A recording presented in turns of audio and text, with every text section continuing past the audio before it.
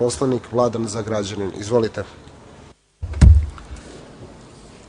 Poštovani predsedavajući Narodne skupštine, uvažena gospođo ministre sa saradnicima, dame i gospodo narodni poslanici, danas se na dnevnom redu, između ostalog, nalazi i Predlog zakona o nacionalnoj bazi podataka za sprečavanje i borbu protiv terorizma, za koji smatramo da je izuzetno važan jer će unaprediti razmenu podataka i informacija između državnih organa nadležnih za prevenciju i borbu protiv terorizma, čime će se dodatno poboljšati celokupni sistem nacionalne bezbednosti Republike Srbije.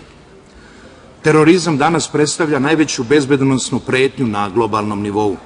Do izbijanja pandemije izazvane koronavirusom, reč terorizam predstavljala je najfrekventniji termin u međunarodnim odnosima. Pojava koronavirusa je na jedan period zaustavila terorističke akcije širom sveta. Nažalost, krajem prošle godine na prostoru evropskog kontinenta dogodilo se nekoliko terorističkih napada, ali svakako treba obratiti pažnju na posledice pandemije u periodu koji tek dolaze. Potencijalna ekonomska kriza koja može uslediti nakon završetka pandemije može predstavljati okidač i razlog terorističkih napada, kako radikalizacije. Antipandemijske mere su u izvesnoj meri usporile, odnosno sprečile brojne terorističke napade. Zabrana međudržavnog kretanja, granične kontrole, kao i zatvaranje aerodroma privremeno su sprečile regrutacije novih terorista i delovanje postojećih terorističkih grupa.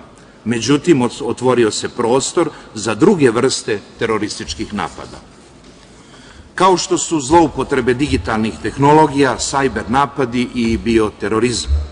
U današnje vreme velikih promena i bezbednosnih rizika i izazova, efikasan rad svih institucija koje su u sistemu bezbednosti, kao i njihova međusobna saradnja od vitalnog su značaja za zaštitu države i nacionalne bezbednosti. Naša zemlja se geografski nalazi u izuzetno nestabilnom regionu, koja je, nažalost, pogodan za razvoj različitih vidova terorizma, separatizma, verskog i etničkog ekstremizma. Prema obaveštajnim podacima, na teritoriji Kosova i Metohije zabeležen je veliki broj terorističkih ćelija i osoba koje su ratovale na prostoru Sirije. Takođe, na prostoru Bosne i Hercegovine postoji veliki broj džihadista koji su se vratili sa ratišta, tako da oni ne samo da predstavljaju opasnost za Srbiju, već i za čitav region i Evropu. Zato je za Republiku Srbiju prioritet stvaranje efikasnog sistema u borbi protiv svih vidova terorizma.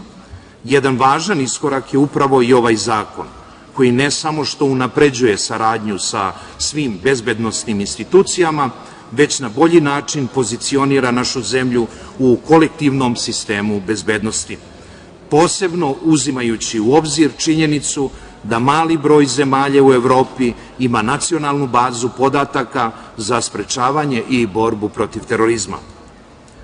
Podsetio bih i na veliki bezbednosni izazov sa kojima smo se kao država i narod suočili, a to je migrantska kriza. Kroz našu zemlju je u migrantskom talasu prošlo gotovo 1 milion ljudi, ali je država i u ovom slučaju pokazala da je spremna da na adekvatan način rukovodi krizom, štiteći pre svega nacionalnu bezbednost, ali i uvažavajući sva načela zaštite ljudskih prava. Srbija je tokom migrantske krize uspešno sarađivala sa zemljama u regionu i u celoj Evropi. Konstantno vršila procenu ugroženosti od terorizma, razmenjivala obaveštajne podatke sa svim obaveštajnim strukturama drugih evropskih država i time sprečila da se u migrantskom talasu dogode neka teška krivična dela. Upravo zbog svega ovoga, ja uvek koristim priliku da sa ovog mesta pohvalim sve pripadnike bezbednosnih snaga, koji na odgovoran i profesionalan način, često rizikujući svoj život, brane, štite suverenitet i teritorijalni integritet Republike Srbije, kao i bezbednost svih građana naše zemlje. Donošenjem ovog zakona zajednički se sa ostatkom sveta štitimo od terorizma, tako što boljim povezivanjem i saradnjom dobijamo mogućnost prepoznavanja i prevencije opasnosti.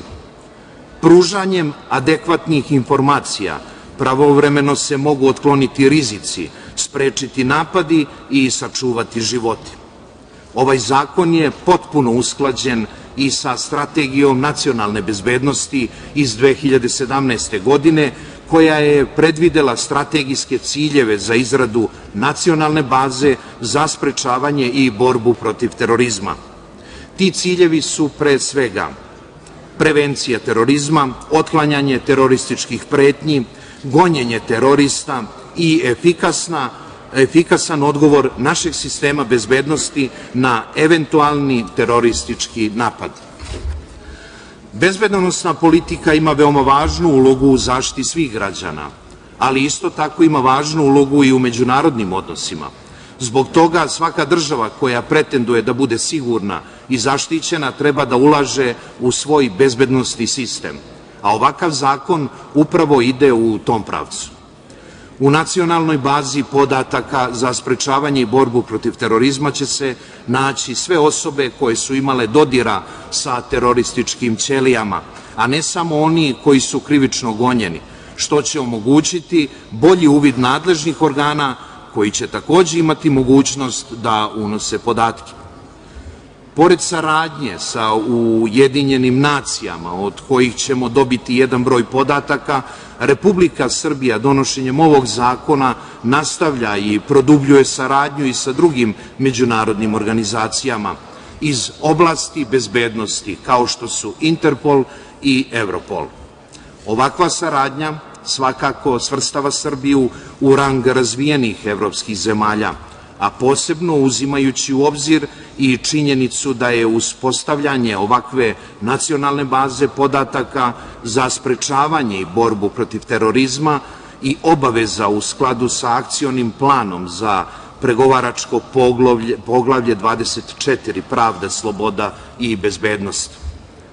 Na ovaj način Srbija svakako učvršćuje svoju poziciju značajnog faktora stabilnosti u regionu i pouzdanog partnera u međunarodnim odnosima kroz integraciju u evropski i globalni bezbednosni sistem. I na kraju, posle jučerašnje odluke Haškog tribunala da osudi na doživotnu robiju Ratka Mladića, pročitaću poruku generala Ratka Mladića koju je uputio nakon presude. Molim moj najmiliji narod da ne brine. Pobedu sam odneo u ratu i to boli one koji su me danas osudili. Nisu me danas zlotvori osudili na doživotnu robiju, već na večnu ljubav i odanost mog naroda prema meni. Živeću dok ima srpskog naroda. Čuvajte mi Republiku Srpsku. Zbog svega navedenog, poslanička grupa SPS-a će u danu za glasanje podržati kako ovaj zakon, tako i ostale zakone koji su na dnevnom redu ove sednice. Zahvaljujem.